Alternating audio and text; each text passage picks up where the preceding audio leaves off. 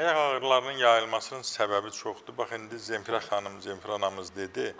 Orada təbii ki, çəki, artıq çəki mühüm rol oynayır. Kiçik bir oynağa, kiçik bir nazik ayağa o boyda çəki. Bəzi adamlarda görsən 120, 130, 150, 185, 195 kilogram, 200 kilogram o neynəsin yazıq ayaq ona. Bunun səbəbi ola bilir. O sümüklərdə dəyişiklik baş verə bilir. Sümüklərin başında yeyilmə, oynaqdakı mayenin azalması, orada səs-küy yaranır, ağrı yaranır. Ya bəzən görürsən ki, iltihab nəticəsində artrit yaranır, onun nəticəsində də ağrılar ola bilir. Və yaxud da ürək-damar çatışmamazlığından görürsən, qanı yaxşı çəkib apara bilmir. O da ayağı şişirdir. O da ayağı şişirdir. Fil xəstəliyi var. Fil xəstəliyi dəhşətdir.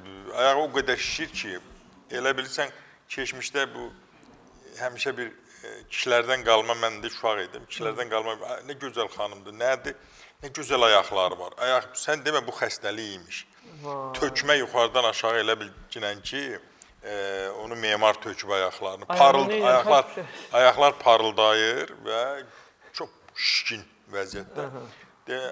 Və ayaq pəncəsi də kiçikdə, o şişkinlikdə olmur, nisbətən bəzən o da olur. Xanımlarda olur da yer xəstəliyi, yoxsa kişilərdə də olur? Fil. Fil xəstəliyi qadınlarda olur ancaq. Ən çox qadınlarda olur, kişilərdə də ola bilər, ancaq əsas qadınlarda olur. Bəzən o dərəcədə şişir ki, dəri partlayır, su tökülür, yaram ələ gələ bilər.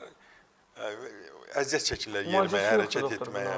Fil xəstəliyinin hələlik bir mənalı şəkildə müalicəsi yoxdur. Yanaşı kömək eləyirik, yanaşı. Yanaşı kömək çox əziyyət çəkməz, ancaq bir mənalı ki, fil xəstəliyini mən müalicə eləyəcəm, hələ bu yoxdur.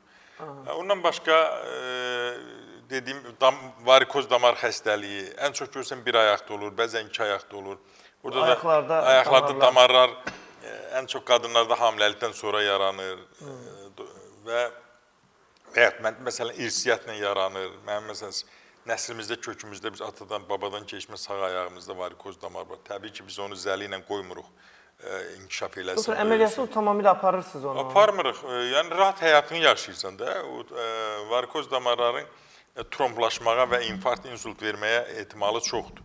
Zəli qoyanda 6 ay qan duru qalır, təhlükəsiz yorğunluğunu götürür, ağrını götürür, qan dövranını yaxşılaşdırır. Yəni, heç bir risk faktoru yoxdur. Heç bir risk faktoru yoxdur. Bir mənalı şəkildə 6 ay infarkt olanmaz, insult olanmaz, tromb əmələ gələ bilməz. Burada tromb ehtimalı çoxalır. Yəni, bax, nə qədər ayaq xəstəliklərinin yaranmasında, bir də tutaq ki, revmatizm xəstəlikləri, bir də revmatoid polartrit. O daha dəhşətli bir xəstəlikdir, yəni müalicəsi də xeyli çək. Bütün oynaqları görürsən, əmələ gəlir və oynaqların quruluşunu pozur, əyilmələr verə bilir. Yəni, səbəb çoxdur, ancaq mütləq mənada, bəzən görürsən ki, belə sual verir də, indi veriliş qutarı, deyir, verilişdə səni gördüm. Onun müalicəsində də siz sual verəndə təqribi deyən kimi deyir, bir təqribi bir müalicə deyir. Təqribi olmaz. Çünki sən bunu dedin, bilmirsən. Oraya bayaqca bir uzi şəkil atır, rengen şəkil atır, MRT şəkil atır. Şəkillə qiymət mi vermək olar? Adam var oradakı yazı ilə xəstənin vəziyyəti uyğun gəlmir. Mən deyirəm, razılaşmıram. Deyirəm, get bir də yoxlat. Yoxladığında başqa bir şey. Çünki mən praktik həkiməm.